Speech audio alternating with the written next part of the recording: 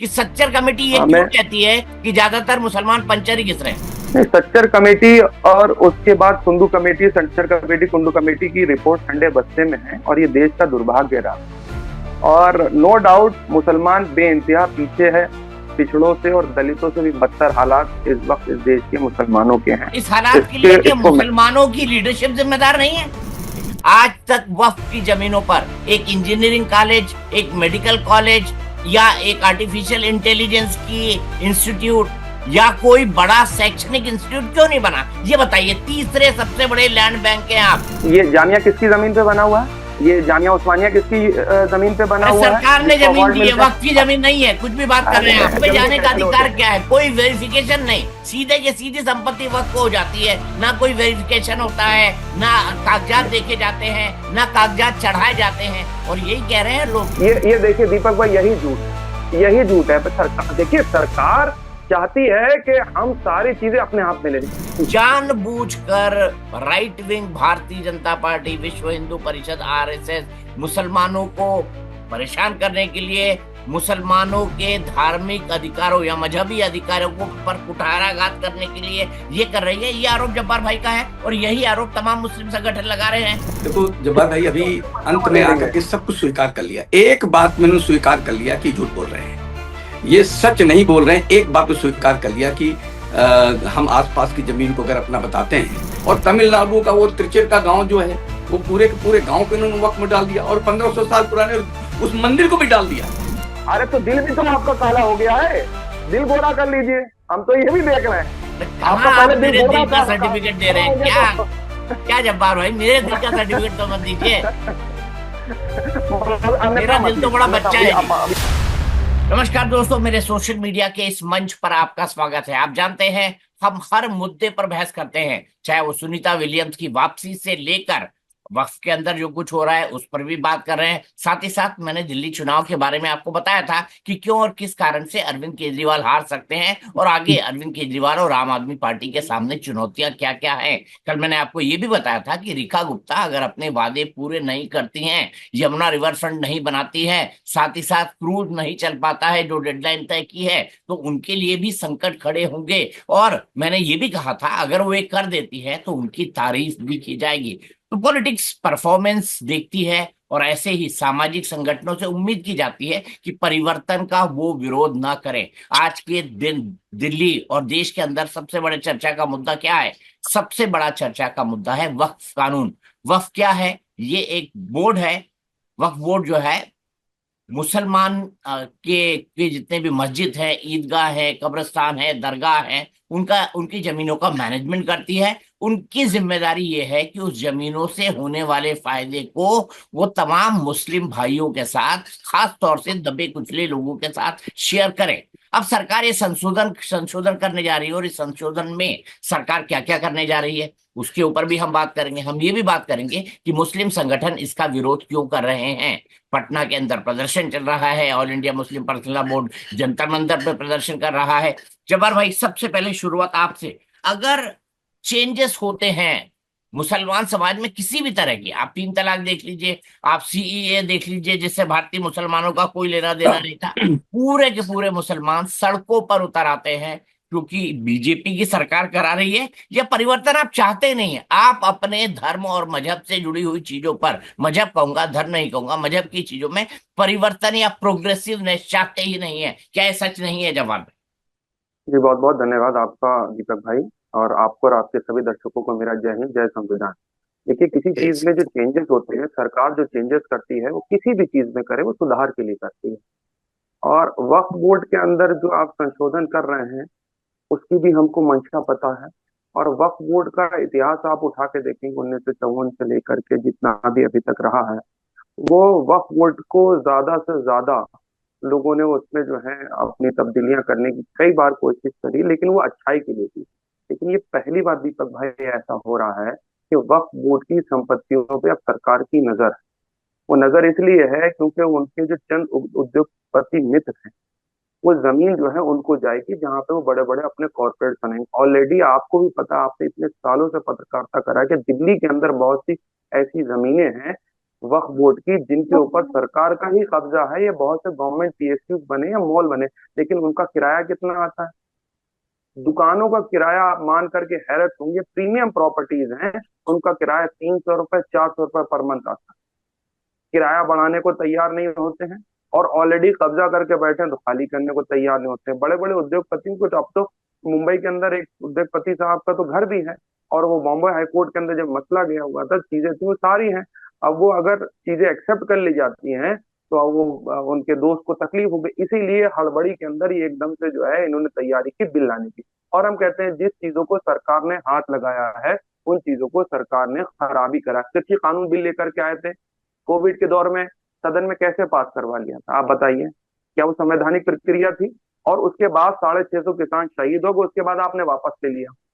फिर आप नोटबंदी करती, आपने कहा कि हमने मास्टर स्ट्रोक मार दिया, नहीं नहीं, 50 हम दिन दे वक्त पे दीजिए, बात मोदी की करते कमी हैं निकल जब्बार भाई, जाए। ये तमाम पॉलिटिकल मसले मैं हैं। मैं ये मैं तमाम पॉलिटिकल मसले हैं, हम नहीं नहीं, वक्त पे ही बात करते ठीक हैं, ठीक उसकी मेरिट और ठीक, डिमेरिट पर बात मैं करते हैं। मुझे ये बताइए, ठीक अगर ठीक वक्त ठीक में कुछ ठीक। भले के लिए परिवर्तन किया जा रहा है तो सामूहिक तौर पर इसका विरोध क्यों हो रहा है? आज तक वक्त में कोई महिला क्या? सदस्य नहीं है, अगर आ जाएगी तो क्या दिक्कत है? क्या आप खातूनों को या महिलाओं को वक्त में प्रतिनिधित्व नहीं देना चाहते? आपका all India Muslim personal law board आपकी सबसे बड़ी संस्था है, उसके अंदर कितनी महिलाएं हैं? मेरे ख्याल से 5% भी नहीं होंगी। 3 तलाक पे आप लोग बहुत बोल रहे थे, लेकिन जब 3 तलाक का बिल पास हुआ तो उससे फायदा तो आम मुस्लिम महिलाओं को ही हुआ ना। आपके जो पूरे के पूरे कंसर्न्स थे वो तो दरकिनार हो गए। तो जब्बार भाई, परिवर्तन का विरोध क्यों और सुधार का विरोध क्यों? देखिए देखिए देखिए संक्षेप में। देखिए क्या क्या क्या क्या बात बोली गई आपने? क्या एक बात बोली कि वक्फ बोर्ड में महिलाएं नहीं होती हैं? किसने कहा आपसे? क्या दिल्ली वक्फ बोर्ड के अंदर महिलाएं नहीं? 32 वक्फ बोर्ड है, और 32 वक्फ बोर्ड के अंदर बहुत सी वक्फ बोर्ड ऐसे हैं जिसके अंदर ऑलरेडी महिलाएं होती हैं। लेकिन वक्फ बोर्ड अरे का जो सभी में चेयरमैन है, होंगी जो पूरी भाई, उसकी और दिल्ली वाली तो अरे बीजेपी सुन तो सरकार ने लीजिए ना, बनाई है। अभी अभी आपने कहा नहीं होती है। ना ना ना, आपने कहा कि नहीं होती। सुनिए, अरे वक्फ भाई, बोर्ड का चेयरमैन मैंडेटरी कौन सभी नियुक्त के करता अंदर है? होंगी। मैंने तो आपको ऑल अरे इंडिया अरे मुस्लिम पर्सनल बोर्ड का बोला, वो तो न, आप ही की न, संस्था है ना। न, वो तो एक न, एनजीओ न, है, न, उसमें दे दीजिए न, आप महिलाओं को ऑलरेडी सुनिए, प्रतिनिधित्व, 50%, सुनिए आधी आबादी के बराबर। अरे सुन लीजिए, अरे सुन लीजिए, सरकार को बड़ी मुस्लिम महिलाओं के प्रतिनिधित्व से मोहब्बत हो गई है ना। चलिए आप टिकट बांट दीजिए, पॉलिटिकल रिप्रेजेंटेशन आप कितना दे रहे हैं अपनी पार्टी में मुसलमानों को? कितने टिकट देते हैं? ज्यादा मोहब्बत आ रही। ये झूठ और ये छलावा हमसे ना करा जाए, नंबर एक बात। ऑलरेडी कभी ये नहीं कहा गया कि हम महिलाओं को प्रतिनिधित्व नहीं देंगे। योग्य महिलाएं होंगी, आगे आएंगे, उनको प्रतिनिधित्व दिया जाता है। इस्लामिक पॉइंट ऑफ व्यू से भी अच्छी है। अब बात कर लेते हैं इसकी मदाखलत के अंदर। आप हमारे फंडामेंटल राइट्स के अंदर मदाखलत क्यों कर रहे हैं? क्यों कर रहे हैं? किसने आर्टिकल 25, 26, 27, 28, 29, 30, 31 का आप डायरेक्ट वायलेशन कर रहे ठीक हैं। है। आप वक्फ बाय यूजर खत्म कर दे रहे हैं। आप मानने को तैयार नहीं हो रहे। जेपीसी के अंदर आप जो लोग सजेशन दे रहे हैं उनको निलंबित कर दे रहे हैं। आप अपनी मनमानी कर लेंगे, ऐसा चलाएंगे लोकतांत्रिक देश? ये गलत है, और इसका विरोध होगा संवैधानिक दायरे के अंदर रहेगा। ठीक है, संवैधानिक दायरे के अंदर विरोध होगा। परिवर्तन नहीं चाहते विजय शंकर जी, परिवर्तन सुधार दोनों से इनकार कर रहे हैं, और ये कह रहे हैं कि हमने तो महिलाओं को बहुत अच्छा प्रतिनिधित्व दे रखा है वक्फ बोर्ड के अंदर। अगर 2 महिलाओं को रखा जाएगा बोर्ड के अंदर तो क्या दिक्कत हो जाएगी? जब्बार भाई कह रहे हैं कि हम तो देते हैं भाई, महिलाओं को भी प्रतिनिधित्व देते हैं, दिल्ली की वक्फ बोर्ड में भी महिलाएं हैं। अब मेरे को ऐसा नाम नहीं याद आ रहा है। दीपक जी, वैसे महिलाओं की क्या स्थिति इस्लाम में है, ये तो सारा देश जानता है।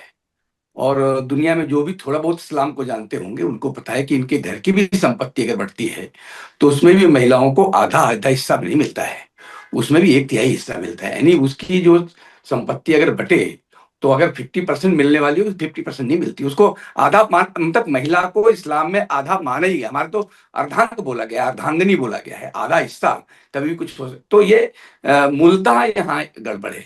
मैं दीपक जी, वक्फ बोर्ड के विषय में जो मैं थोड़ा सा 2-4 बातें मुझे ध्यान में आती हैं कि 1947 में बंटवारे के समय जो मैं निकाल रहा था संख्या की, भारत से बाहर मुसलमान कितने गए, तो लगभग 70 लाख मुसलमान भारत के गए, पाकिस्तान में गए, और 45 लाख वहां से हिंदू, और जो वापस आए भारत में वो 45 लाख है। तो जो 45 लाख है उनको सरकार ने अपनी संपत्तियों में से बसाया, लेकिन जो 70 लाख यहां से बाहर गए उनकी संपत्ति या तो सरकार के पास होनी चाहिए थी, या तो वो संपत्ति सारी की सारी हिंदुओं पार्टी है जो वहां से भारत आए थे पाकिस्तान से, उनको देनी चाहिए थी, उसमें तो नहीं दी गई। कांग्रेस के मन में हमेशा एक खोट थी हिंदुओं को लेकर के। 1954 में वक्फ बोर्ड बना दिया और वो सारी की सारी संपत्तियां वक्फ को दे दी। वक्फ का मतलब अल्लाह को दे दी। यानी ये कहते हैं कि हमारे धार्मिक मामलों में सरकार को और समाज को किसी को नहीं आना चाहिए। ये कहां से धार्मिक मामला हो गया? संपत्तियां, जो जमीन है, ये धार्मिक मामला से कहां हो गया? पूजा की बात है आपकी, आपके कुछ संबंध है, आपके कुछ ट्रेडिशंस हैं, वो तो माने जा सकते हैं, लेकिन आप किसी की संपत्ति हथिया में और अगर कोई आपसे वो अपनी संपत्ति मांगे तो वो धार्मिक मामला कहां से हो गया? तो मन में खोट जो है वो यहां से प्रारंभ होता है। मैं कहता हूं कि सरकार को वक्फ का जो बिल आ रहा है उसमें इस प्रकार की यथेष्ट सुधार करने चाहिए। जो इनकी कुटिल सोच है कि भारत की अधिक से अधिक संपत्ति किसी भी प्रकार से इनके पास जाए, उस पर रोक लगानी चाहिए। और अगर कोई मुस्लिम समाज वक्फ को अपनी संपत्ति देता है तो उसमें किसी कोई दिक्कत नहीं है, वो उनका अपना मामला है। लेकिन जब ये कहेंगे कि जो आसपास की जमीन हमारी है, तो इसमें तो इनकी कुटिलता नजर आती है। और इस पर जो वक्फ बिल है, मुझे लगता है वो पर्याप्त संशोधन करके और समाज के सामने रखेगा। ठीक है, मैं सीधे जब्बार भाई के पास चलता हूँ। जब्बार भाई, जो आपके आलोचक हैं, जो वक्फ के आलोचक हैं, वो लगातार ये कहते हैं वक्फ तो कब्जा बोर्ड है, अगर एक ने कोई संपत्ति वक्फ की तो उसके आसपास की अपने आप वक्फ हो जाएगी और आप उसको कोर्ट के अंदर चैलेंज भी नहीं कर सकते, आपको ट्रिब्यूनल के अंदर जाना पड़ेगा। और इससे सताए कौन जाते हैं? या तो सरकारी संपत्तियां, और दूसरा कौन? आम मुसलमान, जिनको पता ही नहीं होता उनकी संपत्ति वक्फ हो जाती है। ऐसे भी कई उदाहरण हैं जो जेपीसी के सामने भी आए हैं, जॉइंट पार्लियामेंट्री कमेटी के सामने भी आए हैं।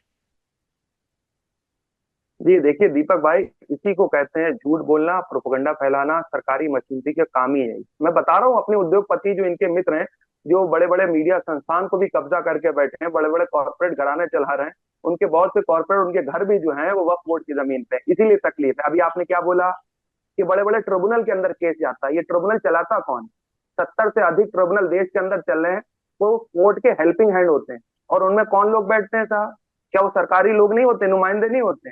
अच्छा, मैं कह रहा हूं, मैंने अगर किसी चीज पे क्लेम करा, आप कहते हैं वक्फ बोर्ड क्लेम कर देता है तो कोर्ट भी नहीं जाया जा सकता, यही अल्फाज है बिल्कुल आपके। तो बताइए, जो बड़े उद्योगपति हैं उनका केस कौन सी कोर्ट में चल रहा है? मुंबई हाई कोर्ट के अंदर चल रहा है? नहीं चल रहा। बहुत से केसेस मुंबई के अंदर चल रहे हैं, दिल्ली के अंदर चल रहे हैं, वक्फ बोर्ड की जमीनों को लेकर ऑलरेडी केस चल रहे हैं। पर ट्रिब्यूनल जो लोअर है कोर्ट उसमें पे जल्दी जाने का फैसले होते अधिकार हैं। क्या है? कोई वेरिफिकेशन नहीं, सीधे के सीधे संपत्ति वक्फ हो जाती है, ना कोई वेरिफिकेशन होता है, ना कागजात देखे जाते हैं, ना कागजात चढ़ाए जाते हैं। और यही कह रहे हैं लोग कि आपकी तीसरी सबसे ये झूठ ज्यादा है, जमीनें ये वक्फ बोर्ड के नाम पर झूठ हैं। है, और जब खिलेंगे ना ये पूरे के पूरे मामले, तो ये जमीनें आपसे हटेंगी, ये ये जमीनें आपसे छीनी ये जाएंगी, क्योंकि ये ये झूठ सरकार की है। मिल्कियत वाली हैं ज्यादातर इनमें से। ये देखिए दीपक भाई, यही झूठ है, यही झूठ है। सरकार, देखिए सरकार चाहती है कि हम सारी चीजें अपने हाथ में ले लें। अभी एक टर्म आपने बहुत अच्छा यूज करा कि ट्रिब्यूनल में चले जाते हैं। ये ट्रिब्यूनल क्या है? ये देश विरोधी चल रहे हैं ट्रिब्यूनल, देश के अंदर जो 70 चल रहे हैं। ट्रिब्यूनल के बाद डायरेक्ट आपकी अरे अपील तो जो है जो वो सिस्टम हाईकोर्ट सरकार और बनाएगी सुप्रीम क्या कोर्ट वो में देश होती है। विरोधी होगा? नहीं, मैंने ये नहीं कहा कि सरकार कोई देश विरोधी सिस्टम बना रही है। आप ये टॉक डाल रहे हैं कि जहां वक्फ बोर्ड क्लेम कर देता है कोर्ट भी नहीं जाया जा सकता। नंबर एक झूठ आपका पकड़ा मैंने यहीं पर, कैसे देश को गुमराह करे जाते हैं। नंबर दो बात, नहीं, हाई एक कोर्ट जा तरफ तो सकते कह हैं, रही है लोअर कोर्ट नहीं जा सकते हैं। अरे ट्रिब्यूनल क्या होते हैं? ट्रिब्यूनल क्या, उसकी ट्रिब्यूनल वैल्यू क्या? लोअर कोर्ट ट्रिब्यूनल कहां से हो आपने गया पढ़ा है? भैया? वो ट्रिब्यूनल जो वक्त बनाएगा वो कहां से लोअर कोर्ट हो गया? अरे मतलब मुसलमान सुनिए, लोग और मुसलमान अच्छा समाज ट्रिब्यूनल देश के सुनिए, कानून से ऊपर है, ट्रायल कोर्ट से ऊपर है, ये कह रहे हैं आप जब्बार भाई? नहीं, मैंने ये कहा कि ट्रिब्यूनल कौन है। आप सरकार से पूछिए ट्रिब्यूनल क्यों चलाए जा रहे हैं देश के अंदर। पहले तो बंद कर दीजिए ट्रिब्यूनल, कह दीजिए कि लोअर कोर्ट के अंदर अपील होगी।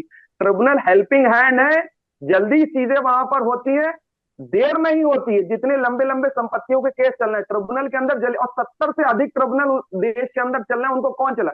उन ट्रिब्यूनल के अंदर जो लोग बैठते हैं वो कौन बैठते हैं? सिटिंग रिटायर्ड जज होता है, डिस्ट्रिक्ट जज की पावर होती है उसके पास, या तो बड़े बड़े अधिकारी या आईएएस ऑफिसर जो बड़ी बड़ी पोस्टों से बैठ के आते हैं वो होते हैं।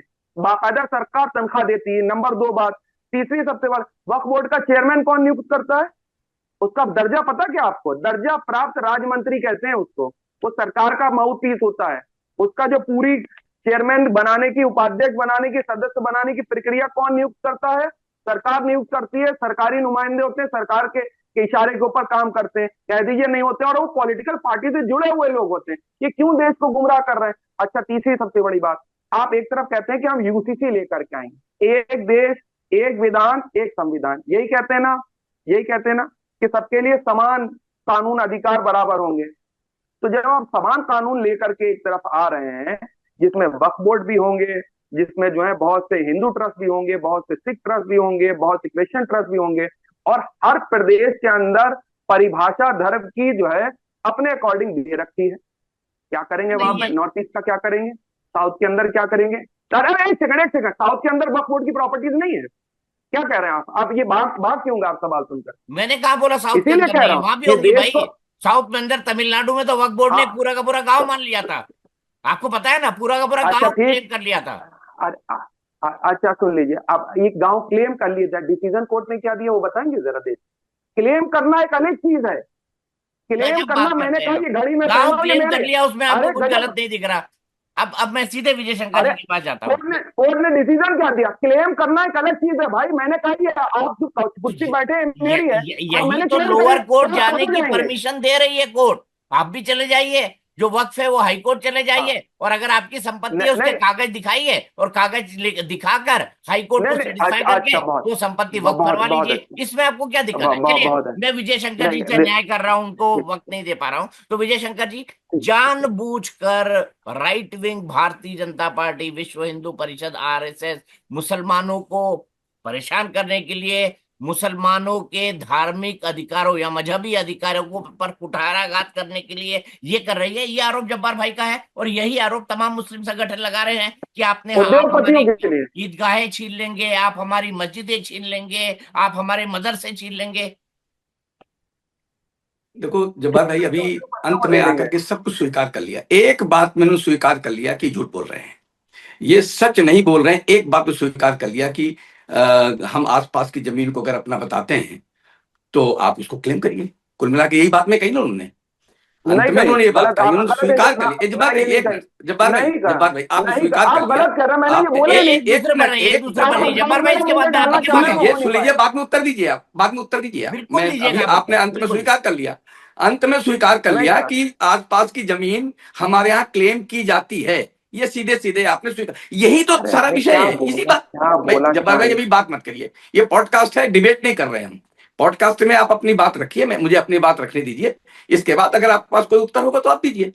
देखो दीपक जी, 1400 साल पहले भारत में कोई मुसलमान नहीं था, और वो त्रिचर गांव तमिलनाडु का जो आपने ना, पहले तो इन्होंने यही कहा कि तमिलनाडु में कोई वक्फ की जमीन नहीं है, वक्फ की कोई बात नहीं है, और तमिलनाडु का वो त्रिचर का गांव जो है वो पूरे के पूरे गांव को इन्होंने वक्फ में डाल दिया, और 1500 साल पुराने उस मंदिर को भी डाल दिया।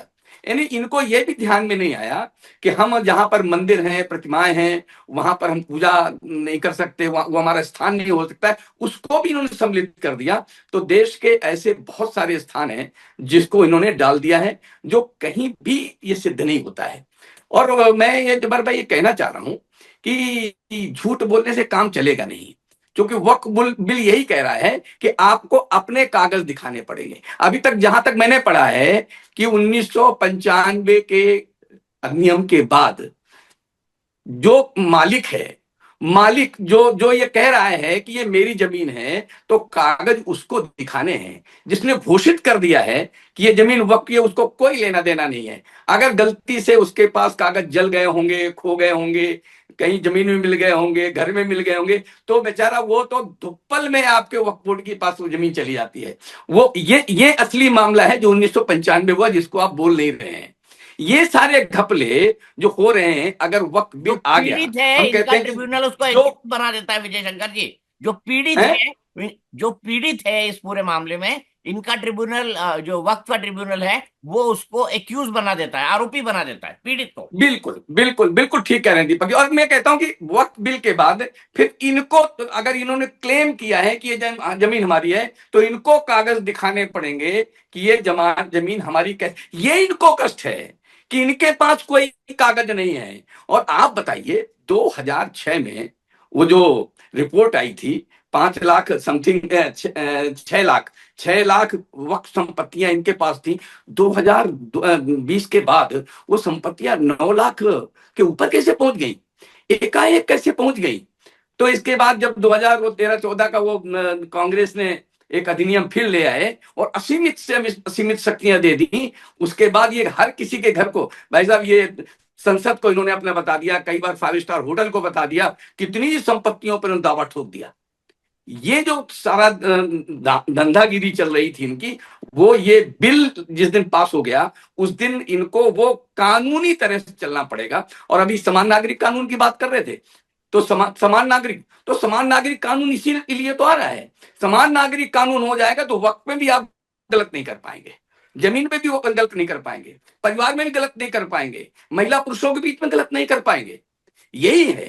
तो इसलिए स्वागत करना चाहिए जब्बार भाई। अगर आप विकसित भारत के, विकसित सोच के हमारे प्रवक्ता हैं, तो उस चीज को स्वागत करने चाहिए कि हमें समान नागरिक की तरह देखा जाए, नंबर 2 की तरह न देखा। जैसे अंसारी जी उपराष्ट्रपति ने कहा नंबर 2 की बात कर रहे हैं, आप तो समान की बात हो रही है भाई साहब। स्वागत करिए और वक्फ बिल का भी स्वागत करिए। जवाद भाई, मुसलमानों को ऐसा क्यों लगता है, या जवाद भाई या मेरे मुस्लिम भाइयों को ऐसा क्यों लगता है कि उनके लिए अलग से कानून बने? उनका कानून all India Muslim personal board जो फतवा जारी करे वो रहे, उनके लिए वक्फ के हिसाब से उसका रेगुलेशन ना हो। उस पे वो आरोप लगाने लगे कि भाई हमारी तो जो है मस्जिदों को छीन लिया जाएगा, हमारी ईदगाहों को छीन लिया जाएगा। सीएए पर भी आप यही कह रहे थे शाहीन बाग में, जहां पर मुझे बहुत पीटा गया था कि भाई हम कागज नहीं दिखाएंगे, हम कागज नहीं दिखाएंगे। तो कागज दिखाने में परहेज कैसा है भाई, ये तो मुझे समझाइए। और आपके लिए एक स्पेशल कानून क्यों बने, यही आरोप आरएसएस और बीजेपी लगाती है। और मैंने इनसे पूछा, आप जानबूझकर क्या मुसलमानों को परेशान करते हैं? तो ये जो आरोप लगाते हैं आरएसएस और बीजेपी वाले और जो रिफॉर्मर्स हैं कि आप जानबूझकर अपने लिए स्पेशल कानून चाहते हैं, शरिया कानून चाहते हैं, ये कितना सही? देखिए, मैं इसीलिए संघ वालों को शाखा छाप कहता हूँ। अगर वो शाखा से निकल के किसी अच्छी यूनिवर्सिटीज में पढ़े होते, या बड़े बड़े इंटरनेशनल जो हमारे पूरे विश्व के अंदर यूनिवर्सिटीज है उसमें जाके अच्छे अच्छे लॉ पढ़ करके आते, तो ये बात नहीं करते। ये वो आइडियोलॉजी है जिन्होंने सरदार पटेल का भी विरोध करा, बाबा साहब भीमराव अम्बेडकर का विरोध करा, संविधान का विरोध करा, तिरंगे का विरोध करा, देश की आजादी का विरोध करा। और हंसी की बात, ये 100 साल में अपनी तारीख नहीं लिख पाए, वो हमको ज्ञान दे रहे हैं, जिनका कोई इतिहास नहीं देश की आजादी के अंदर तमाम तरीके के, वो अलग इशू। दूसरी सबसे बड़ी बात जो मैं आज कह रहा हूं, अभी इन्होंने 2 बातें अपनी ही बातें कॉन्ट्रडिक्ट कर ली। इन्होंने कहा कि वक्फ बोर्ड के पास कागज नहीं होते, यही बोला कि वक्फ बोर्ड के पास कागज नहीं है, जहां ये क्लेम करते थे वो जमीन इनसे। दूसरी तरफ ये कह रहे हैं कि 2013 से लेकर के और तमाम तरीके से चीजें हो गई, 2014 में सरकार बदल गई, फिर 19 आ गई, फिर अब 24 2 निकल गए, वक्फ बोर्ड की संपत्ति बढ़ गई। पूछिए मुख्तार अब्बास नकवी साहब से, जब वो अल्पसंख्यक कल्याण मंत्री थे, तो उन्होंने बाकायदा ये कहा कि जितनी वक्फ बोर्ड की जमीनें हैं, जिनके पेपर्स हैं, चीजें हैं, उनको जो है कंप्यूटर्स के अंदर जो है फिर से कराया जाएगा। लोगों ने अपनी जमीनें अपडेट करवाई, जो अपडेशन रह गया तो बाकायदा अपग्रेड हुई, और उन्हीं के दौर में अपग्रेड हुई। यानी मुख्तार अब्बास नकवी साहब गलत कर रहे थे, झूठ बोल रहे थे। एक तरफ तो कह रहे हैं कि इनके पास डॉक्यूमेंट है, दूसरी तरफ कह रहे हैं कि इनके पास डॉक्यूमेंट नहीं है। यानी मुख्तार अब्बास नकवी साहब के पास जब कार्यालय था, क्या सवाल पूछा जवाब भाई, आप क्या जवाब दे रहे हैं? मेरा बड़ा सीधा सवाल था, क्या आपको अलग कानून चाहिए अपने लिए? क्या आपको स्पेशल प्रिविलेज चाहिए? क्या आप भारत ये मुझे अनपढ़ कह रहे हैं दीपक जी, दीपक जी, मेरा बड़ा सीधा सवाल है। देखो दीपक, ये पॉडकास्ट है और जिस भाषा का जिस प्रकार प्रयोग किया है, ये मदरसे छाप लोग, ये मदरसे छाप लोग हमें अनपढ़ कह रहे हैं। ये मदरसे छाप लोग जो बम बनाना सिखाते हैं, जिनको साइंस नहीं पढ़ानी, जिनको कॉमर्स नहीं पढ़ानी, जिनको केवल बम बनाना सिखाना है और गर्दन ऊपर नीचे करके सिखाना है, ये हमें अनपढ़ कह रहे हैं। ये कितने पढ़े लिखे लोग हैं, 2006 के सच्चर कमेटी में देख लीजिए कि कितने पढ़े लिखे लोग आपने तैयार किए हैं और कितना हिंदू समाज पढ़ा लिखा आगे बढ़ा है। तो मुझे लगता है कि आपको भाषा अगर सुधारेंगे तो आपके लिए अच्छा रहेगा, क्योंकि आप कहाँ खड़े हैं, पढ़े लिखे लोग हैं, ये निकल के आ जाएगा, खुल के आ जाएगा। इसलिए उस पर मत जाइए, जो दीपक जी बात कर रहे हैं उस पर जाइए आप। अच्छा, आप इस प्रकार की बात मत करिए। मैं एक सवाल मत करिए। मैं इसीलिए साफ बोलता हूँ और चुपती हुई मेरी बातें लगती हैं, और अगर कोई बात मेरी कॉन्ट्रडिक्टी होगी तो इतिहास मेरे मुंह पे ला करके मार दीजिएगा। मैं एक्सेप्ट करने को तैयार बैठा हूँ यहाँ पर। कोई भी बात बगैर पढ़े मैं करता ही नहीं, मैं कभी डिबेट में गया। दूसरी सबसे कौन सी यूनिवर्सिटी में पढ़ते हैं जब्बार भाई? कौन सी यूनिवर्सिटी पढ़ते हैं आप? कौन सी यूनिवर्सिटी में पढ़ने गए थे? कौन सी यूनिवर्सिटी में पढ़ने गए थे आप? कि संघ की बात आपकी, कि संघ तो जो आपके लोग थे द्विराष्ट्र सिद्धांतवाद की बात कर रहे थे, जिन्होंने 2 राष्ट्र को विभाजित कर दिया, इसीलिए तो आप स्वतंत्रता का काम कर रहे थे, देश को विभाजन के लिए कर रहे थे। देश की स्वतंत्रता के लिए तो नहीं कर रहे थे ना।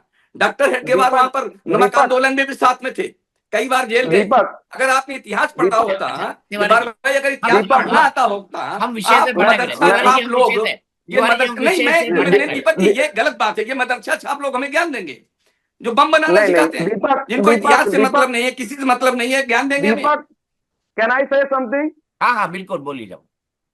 मैं थोड़ा सा बता दूं, मैं जिस शहर से आता हूं उसका नाम है शाहजहांपुर, जहां पंडित राम प्रसाद बिस्मिल, ठाकुर रोशन सिंह और अशफाक उल्लाह खां की दोस्ती के किस्से दिलाए जाते हैं। और मेरी खुद की फैमिली से जो है ना, लोग क्रांतिकारी निकले हुए। इस देश की जंग आजादी की लड़ाई के अंदर हमारे परिवार का योगदान रहा है। कभी तारीख पढ़ लीजिएगा जवाब भाई, मेरे अब शहर भी में क्रांति जाकर के करिए, हमारे बोलिए चाचा। वक्त बिल का दूसरी को अमेंड दीपक किया जी, जाए। दीपक आप जी, एक दूसरे दूसरी चंद्रशेखर सबसे आजाद बड़ी मेरे बात क्या परिवार के है, ये क्रांति थे, चाचा, करिए। ये शंकर जवाब त्रिपाठी भाई, ये हूँ, क्रांति आप ही से चंद्रशेखर शुरू ठीक है, हुई। आजाद मेरे परिवार के दूसरी थे। सब आप राम प्रसाद बिस्मिल के पीछे कुछ छुप रहे हैं।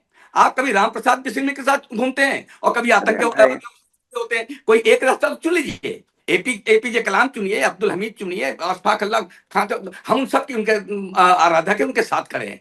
लेकिन आप तो आतंकियों के पास कभी खड़े हो जाते हैं, जब अब छुपना होता है सुन तो लीजिए। अच्छा बिजली के तिवारी पीछे जी, खड़े हो तिवारी जाते हैं। जवाब भाई को बोल रहे हैं। जवाब भाई बताइए मुझे, तिवारी जी, इस आप मेरी सवाल का थोड़ा भी जवाब जबान। दीजिए और इस हाँ सवाल का भी हाँ जवाब दीजिए कि सच्चर कमेटी ये हाँ, क्यों मैं कहती है कि ज्यादातर मुसलमान पंचर ही घिस रहे हैं। नहीं, सच्चर कमेटी और उसके बाद Kundu committee, Sachar committee, Kundu committee की रिपोर्ट ठंडे बस्ते में है और ये देश का दुर्भाग्य रहा। और नो डाउट मुसलमान बेइंतहा पीछे है, पिछड़ों से और दलितों से भी बदतर हालात इस वक्त इस देश के मुसलमानों के हैं। इस हालात के इसके लिए क्या इसको मैं मुसलमानों की लीडरशिप जिम्मेदार नहीं है? नहीं, दीपक भाई, इसमें दो बातें हैं, दो सवाल हैं इसमें, एक सवाल के साथ दो सवाल हैं आपके। कि पहली लीडरशिप, लीडरशिप तो 1947 के बाद कुछ हद तक कांग्रेस ने दी, लेकिन उसके बाद धीरे धीरे धीरे धीरे धीरे धीरे मुसलमानों की लीडरशिप को बिल्कुल दीवार से लगा दिया गया। और आज मुझे कहने में गुरेज नहीं कि मौजूदा सरकार ने तो दीवार से मुसलमानों की लीडरशिप को चिपका ही दिया। और जिस कौम की कोई सियासत नहीं होती उसकी कोई विरासत नहीं होती। आपने सियासी तौर पे, माशी तौर पे और जो है इल्मी तौर पे आपने दीवार से लगा दिया यहाँ के मुसलमानों को। दूसरा, आप हमको तकलीफ देने के बाद ये भी उम्मीद कर रहे हैं कि नहीं, हंस करके दिखाओ। एक तरफ से जोर से हाथ भी दबा रहे हैं और फिर कह रहे हैं कि मुस्कुराओ। रोना नहीं है, मुस्कुराना है। वो डॉक्टर कहते नहीं, वो जब किसी सर्जरी पे जाता होता है वो कहता है मुस्कुराना घबराना नहीं चीजें। अरे भाई, आप बगैर एनेस्थीसिया दिए ओपन हार्ट सर्जरी कर दे रहे हैं, उसके बाद कह रहे हैं कि मुस्कुराओ, तुम बच सकते हो। चांसेस कितने? हाँ, 99% चांसेस तुम्हारे जो है मर जाने के, 1% चांसेस है कि तुम जिंदा हो जाओ। गजब का मजाक चल रहा है। तो बड़ी बड़ी इंटरनेशनल रिपोर्ट्स आकर के कह रही है भारत के ऊपर, मानने को नहीं तैयार हुआ अपनी हठधर्मिता। वक्फ बोर्ड हमारा आर्टिकल 26, 27, 28, 16 हमको मेरा फंडामेंटल राइट देता, उसमें अरे मदाखलत नहीं बर्दाश्त करेंगे। दूसरी जवाब भाई, सबसे बड़ी एक बात कह लाइन रहा में हूं जवाब मैं। देना, फिर मैं कंक्लूड करूंगा। आखिरी सवाल में विजय शंकर तिवारी जी से लूंगा। वक्फ जो है वो प्रॉपर्टी के मैनेजमेंट के लिए बोर्ड है, वो स्टैट्यूटरी बोर्ड है, वो रिलीजियस बोर्ड नहीं है।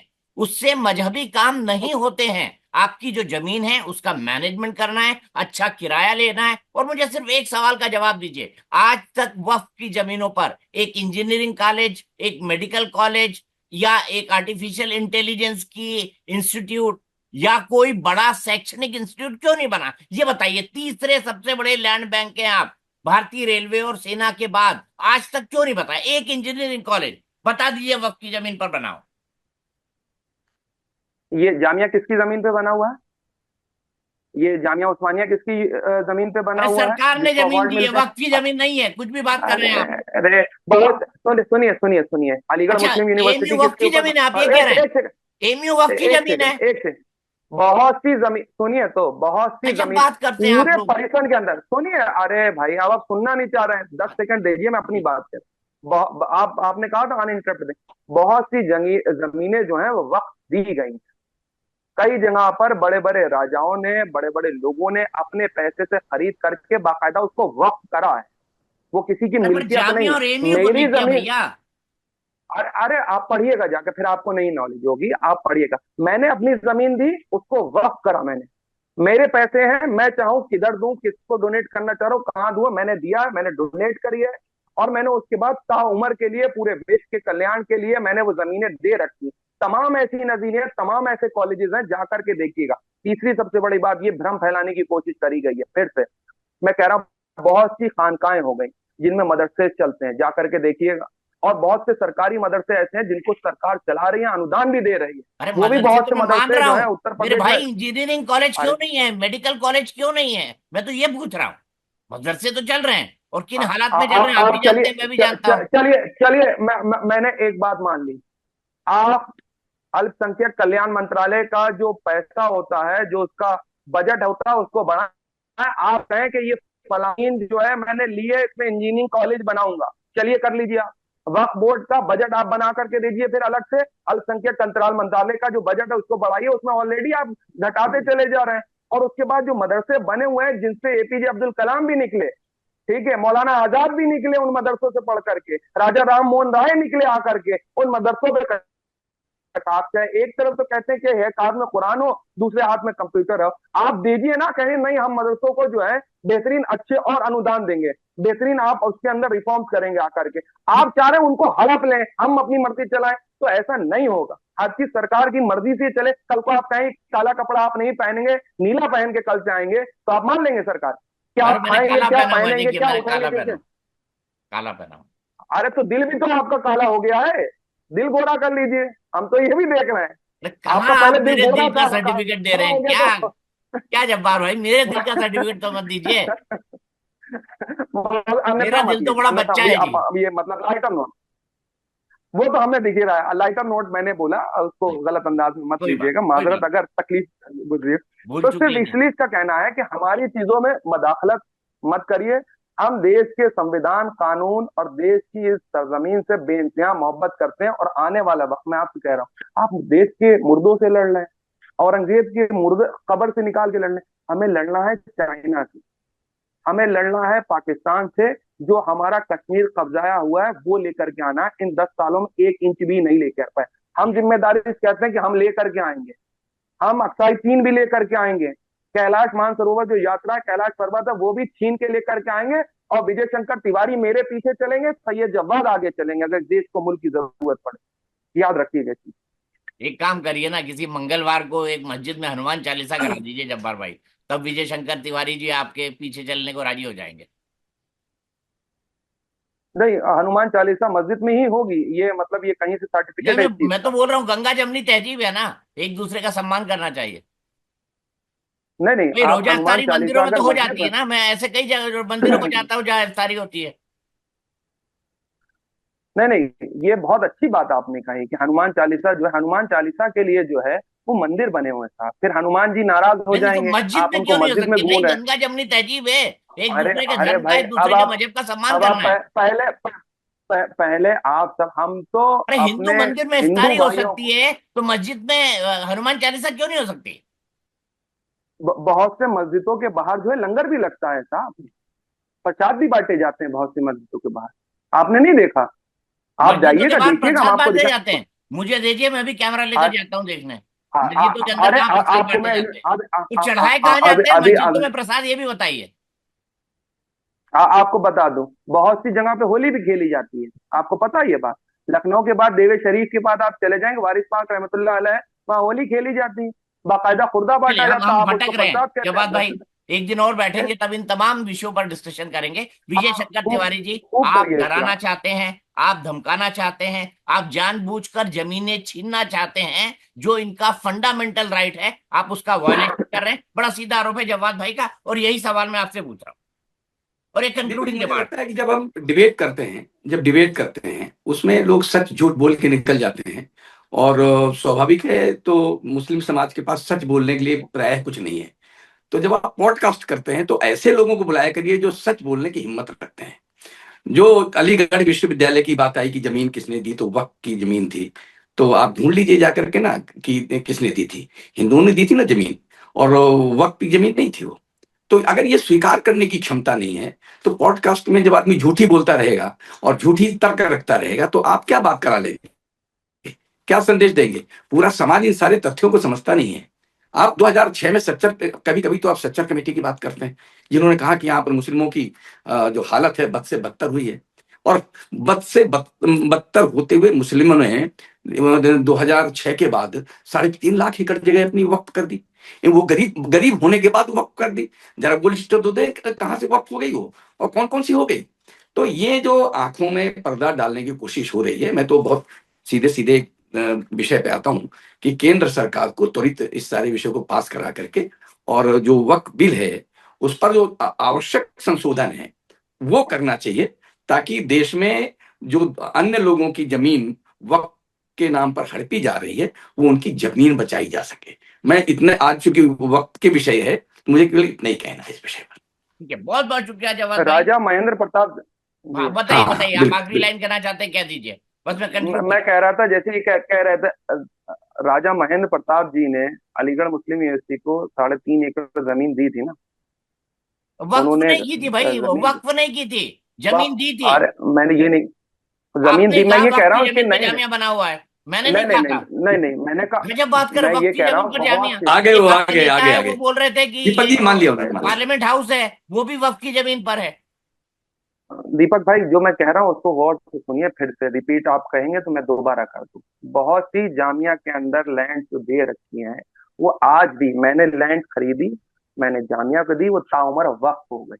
उस पे आप कंस्ट्रक्शन उसको करके वक्फ अपना नहीं घर, कहते साहब। अपना कमर्शियल चीजें, आप क्या कहते हैं उसको, क्या कहते हैं? वक्फ का मतलब क्या होता है बता दीजिए, चलिए वक्फ का मतलब ही बता दीजिए क्या होता है। वक्फ का मतलब जो होता है खुदा ठहर के जाना, लिए इस्तेमाल वक्फा हो, लेना। वो जमीन जो खुदा के लिए खुदा, इस्तेमाल हो। हाँ, हाँ, तो वो वो टॉपिक जैसी भी मस्जिद पढ़ाए बनी हुई। जाते हैं जिसमें अच्छा विरोध किया अच्छा जाता अच्छा है अच्छा, सुनिए, आपको पता है आपके जो मस्जिद मजहबी बनी थॉट हुई वो का। किस, अरे आपको, फिर आपको दीपक भाई नहीं पता, जामिया के अंदर भी मस्जिद बनी हुई है, वो किसने दे रखी है, क्या है वो? अरे मस्जिद अलीगढ़ के किसी अंदर भी जमीन मस्जिद यूनिवर्सिटी दे में रखी, होना, क्या ऐसे हुई? हर यूनिवर्सिटी में मंदिर मस्जिद मिल जाएगा आपको। दीपक जी, राम हाँ, जन्मभूमि तो किसने फिर वक्त वो की थी? किसके नाम पे? राम जन्मभूमि किसने वो किस वक्त की नाम पे थी? है? विश्वनाथ किसने वक्त किया था? भगवान कृष्ण का मंदिर किसने वक्त किया था जो वहां मस्जिद बना के रखी हुई है आपने? आप जब्बार भाई अपनी ही देखिए, बातों को कटाक्ष करते हैं। आप नहीं नहीं, हम अपने कटाक्ष नहीं कर रहे हैं, आदर्श आप को ही हमारे बार मुंह में बार लफ्ज तोड़ते डालना हैं। चाह रहे हैं। अच्छा आप अच्छा, सुनिए बहुत सुनिए, लंबा हो जाएगा आप जवाब भाई, आप बहुत लंबा हो जाएगा। मैं आज के लिए यहीं पर रुकता हूँ, फिर किसी दिन बैठेंगे। विजय भाई को भी मैं रिक्वेस्ट करूंगा, विजय हमारे अग्रज हैं, आए और आपसे फिर बहस करें। बहुत मौके आएंगे, क्योंकि अभी तो ईद के बाद ये बिल टेबल होगा, तो बहुत मौके आएंगे, हम क्लॉज बाय क्लॉज डिस्कशन करेंगे ताकि हम दर्शकों को बहुत बेहतर ढंग से समझा सके। मैं सिर्फ इतना कहना चाहता हूं कंक्लूड करते हुए कि वक्फ को लेकर जो all India Muslim personal board और मुस्लिम संगठनों का प्रदर्शन है वो लगातार चल रहा है। वो जंतर मंतर पर भी प्रदर्शन कर चुके हैं, इसके अलावा पटना में प्रदर्शन हुआ है जहां पर चंद्रबाबू नायडू की सरकार है, वहां पर भी प्रदर्शन हो रहा है। लेकिन दोनों पॉलिटिकल पार्टियां, क्या सरकार के पास इस बिल को पास कराने के लिए नंबर्स हैं सदन के अंदर? जी हाँ, बिल्कुल है। और ऐसे में सरकार वक्फ बिल को बड़ी आसानी से पास करवा भी सकती है, क्योंकि इस पर व्यापक बहस ज्वाइंट पार्लियामेंट्री कमेटी में ऑलरेडी हो चुकी है, जिसमें सभी पॉलिटिकल पार्टी के सदस्य